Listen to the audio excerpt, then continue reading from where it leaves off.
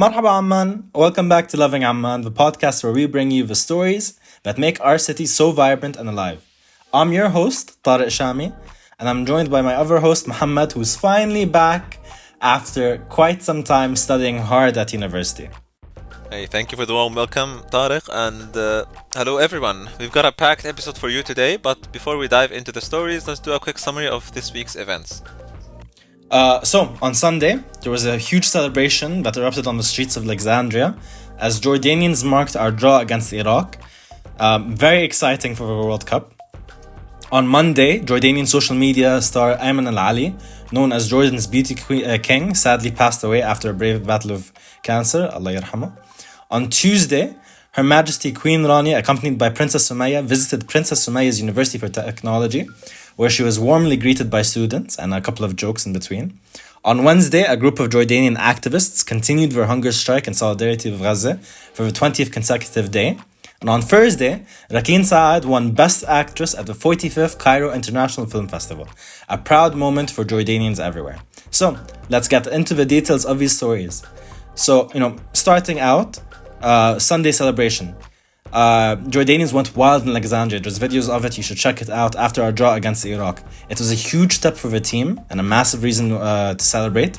It keeps us even when it comes to going into the World Cup draw. So, of course, Jordanians went crazy. Absolutely. I mean, I'm not a big fan of football myself, but I felt the hype and I felt like my pride going up after seeing all these chants, all these honks, and flags being waved. It definitely fills any Jordanian with pride to see his beloved national team and beloved country like trying to make it to the World Cup, which is such a big event. The energy was definitely like contagious. Even like someone even said, "I can't believe I'm finally seeing Jordan in the World Cup finally," and it's true.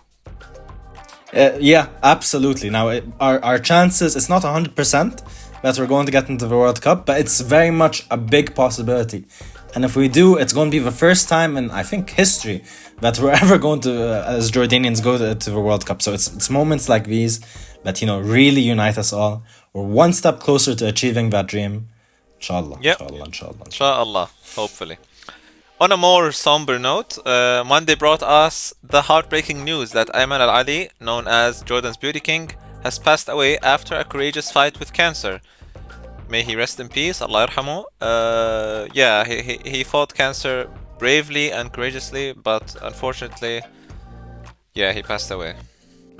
Last year, in 2023, he came out of the news that he had stomach cancer, which was big news, of course. He's been very positive throughout the whole battle with cancer. He touched through a lot of people with, his positivity. The fact that he was very open to sharing all that he was going through, he really showed his resilience, And when he passed away, first of all, last week, he shared a photo of himself in the hospital and he got an outpouring of love.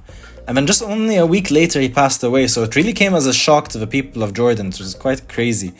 And it was the most commented of this month because so many people wanted to express how sad they are and, just their love and condolences. So he's definitely touched the hearts of millions. Yeah, I mean, you know what they say, death never waits for anyone. Definitely was sudden and shocking because we're all Jordanians and all Jordanians are treated equally here in our country and are loved equally. So yeah, his funeral services will be held at Arjan on Monday and Tuesday from 4 p.m. to 10 p.m. For anyone who would like to pay their respects, feel free to join in. And that's about it. Rest in peace, Ayman. Your strength will never be forgotten. Switching over to something a little bit more lighthearted after that. On Tuesday, we saw an exciting moment for the students at the Princess Sumaya University of Technology, as Her Majesty Queen Rania visited the campus alongside Her Royal Highness Princess Sumaya bint al-Hassan. Yeah, it was definitely a special moment. For all of us, honestly, not just for her students. The students were beyond excited to see the Queen and Her Majesty having a special moment with one of them. Like one of the students who they held up a sign saying, "Please give me a license," and she responded, Of course, you have succeeded, and the knafa is on me, which is like hilarious and very wholesome at the same time. It's honestly such a warm and personal touch. It wasn't just the and it wasn't just at the PSUT. On her way home, Queen Rania was also spotted near the northern gate of the University of Jordan. Yep, So my definitely, university. yeah. So definitely, she's been doing the rounds. She's been trying her best to really get the morale of the students up and running. Amazing things from the royal family recently. Yeah, the Royals have been cruising around Jordan this past week. What a week, like, for them and their engagement with our community. Now, going into something a little bit more serious, on Wednesday, it became the 20th consecutive day where Jordanian activists continued their hunger strike in solidarity with Gaza. They came out. They had this big meeting where they really showed how important it is to kind of be with Gaza and how the Jordanian people are really behind them. So amazing work by these activists. Yeah, it definitely is something. It definitely is something, and these brave activists have been calling for an end to the blockade and better access to aid for Gaza. Their demands include the entry of 500 aid trucks into northern Gaza and lifting the siege as well. So, yeah, it's such a courageous thing to do for these Jordanian activists, and it definitely is admirable, and it definitely is worth mentioning. Absolutely. The hunger strike has been gaining international attention, with activists in Spain joining the cause as well. So it's really inspiring to see this level of dedication. They're